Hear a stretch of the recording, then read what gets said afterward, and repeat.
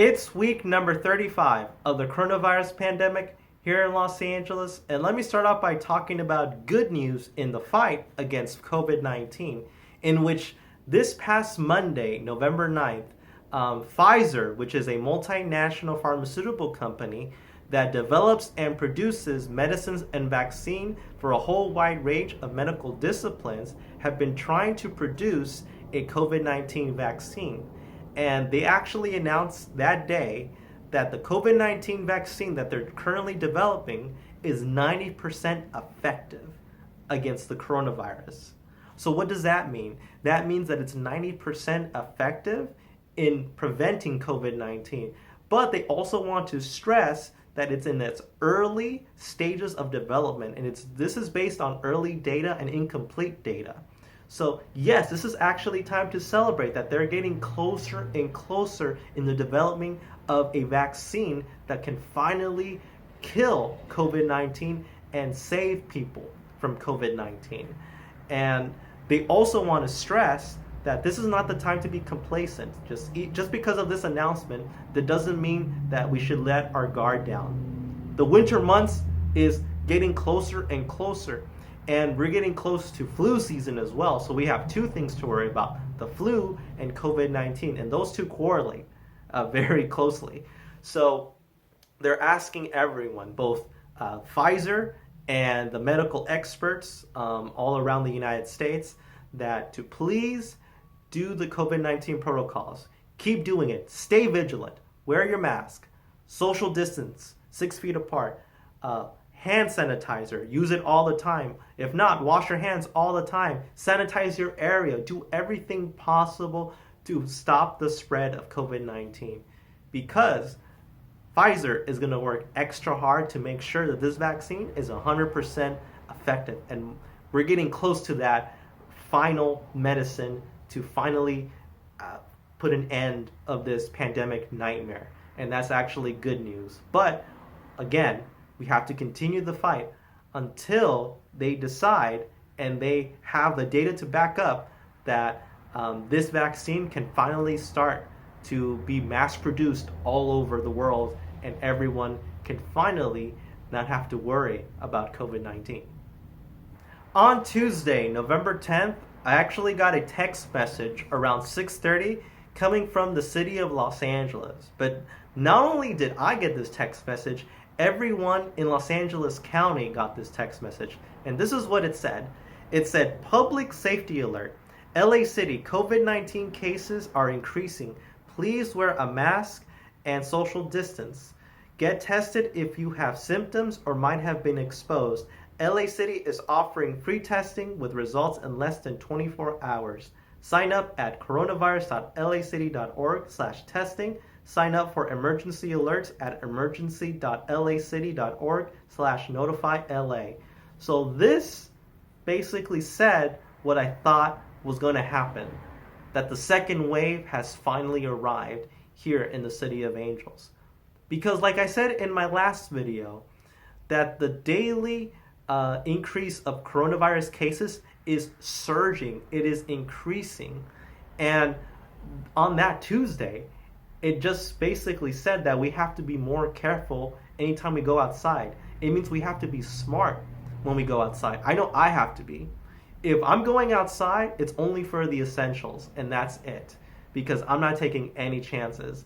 And this is going to go back to where it was in the early days of COVID. This is just my kind of thinking, in which things are going to get shut down again if things don't get better.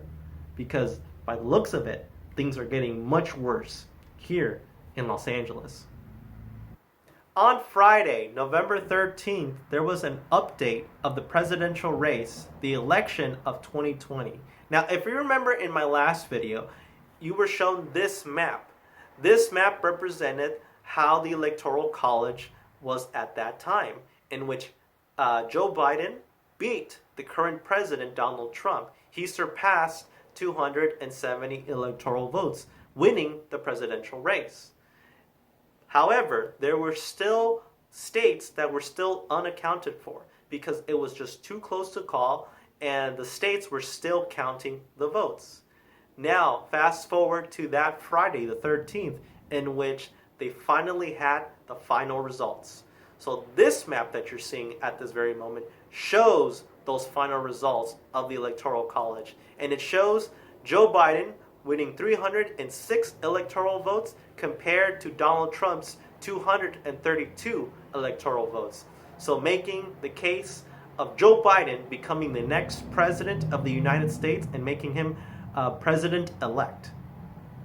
Now, something interesting that I also want to add is that the current president, Donald Trump, has not conceded defeat. He still believes that he was cheated out of the election, that they stole the election, that there was voter fraud, illegal voting, and a combination of things, and he started making lawsuits to those states that were very close to call. And so far, a couple of those states, the judges actually rejected those lawsuits. And he says that he's going to continue to fight it until the very end. Now, on December 14th or 15th, that's actually the last date in which the Electoral College, those people that are doing the voting as representatives of that state, will cast their vote in Congress to get the final tally. And it doesn't look like Donald Trump is conceding, but at the same time, he's left with a few options, because come next January, things were going to get a little bumpy. It's not going to be a smooth transition of power, but he's still going to fight it until the very end. So we'll see what happens, and I'll keep you updated on that. But it's very strange. I've never seen a president concede defeat like this, and ever in American history that I'm aware of. But another map that I was actually kind of curious that I also wanted to show you guys is this map. So the map that you're seeing shows how many countries around the world has congratulated Joe Biden, President-elect Joe Biden, in winning the presidency, compared to other people that haven't even called it yet. So it's very curious to see that a majority of the world already sees President-elect Joe Biden becoming the president of the United States come next January 2021. So we'll see what happens, but it's interesting also to see how Mexico, Brazil, and Russia are like the three biggest countries that hasn't said anything or hasn't recognized that Joe Biden has won. So it's kind of curious. Maybe they know something we don't, but just something, that I wanted to share. But other than that, I have to say that it's been a very crazy election so far, but it doesn't look like it's gonna finish anytime soon. So I'll keep you updated as much as I can.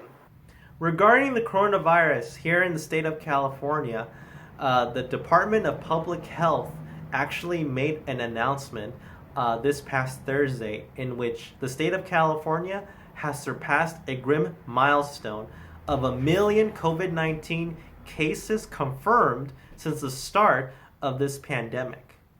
That actually made California become the second state to surpass 1 million cases, right behind Texas, in which they surpassed it late last week. We thought that California was one of the shining beacons of preventing the second wave from arriving, but that wasn't so. It arrived nonetheless, and now it's showing the numbers, like the numbers are being shown all over the United States, which the daily cases are surging every single day. So the governor is urging all Californians to please wear your mask, social distance, because the second wave is here, and because of these winter-like temperatures, it's going to make it even worse for COVID-19 to spread if people are unprepared or don't stay vigilant. So it is a very scary situation for the state of California, but it was something that was unavoidable, because everywhere in the world we're seeing cases that are surging, but mostly here in the United States. Regarding the coronavirus here in Los Angeles, the number of cases and hospitalizations are surging at this very moment. So much that if you remember in my last week's video, I said that the daily case per day was around 2,000 last week.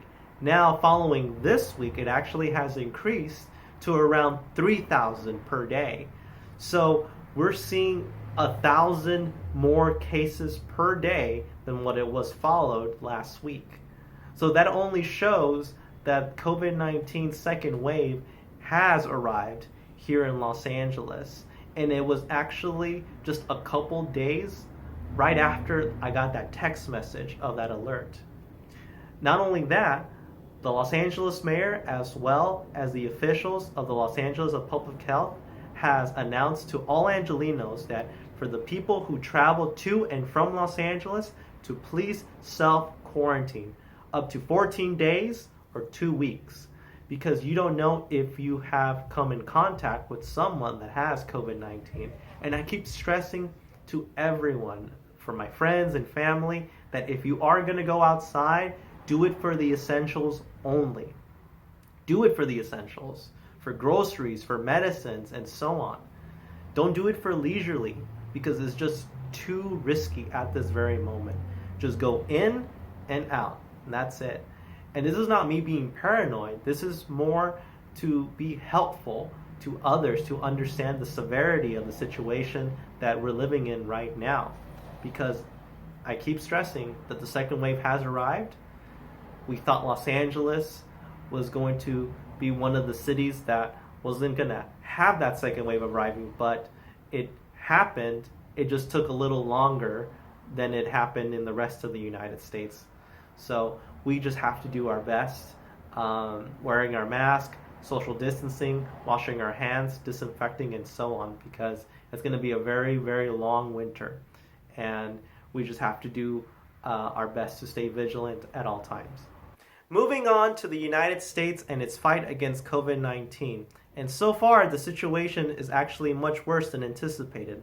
The reason why is because the CDC, as well as the Johns Hopkins University, announced that this past week, the United States has surpassed a record number of hospitalizations because of COVID-19, as well as surpassing over 1 million new confirmed cases of the coronavirus in the first 15 days of November alone. This basically shows how horrible the situation is because of the second wave. And the CDC, as well as public health agencies, are urging all Americans to do their part to combat COVID-19, as wearing a mask, social distancing, disinfecting your area, and washing your hands. As well as just doing those simple things is to be smart when you go outside. Do not go to crowded places, and just to go for the essentials. As long as you do these things, you can keep the numbers down. Because right now, at this very moment, the numbers are skyrocketing in a very unhealthy level, and all Americans are now on full alert, especially from these numbers that we're watching at this very moment. So that is it for today's video, and I don't want to leave in a negative note. I actually want to stay as positive as possible, especially from that news that we heard about that possible COVID-19 vaccine that's 90% effective. I'm still believing that vaccine is going to work very soon. We just have to be patient, and as we be patient, we have to be smart and stay vigilant as to continue to follow the COVID-19 protocols. So everyone, stay strong, stay safe.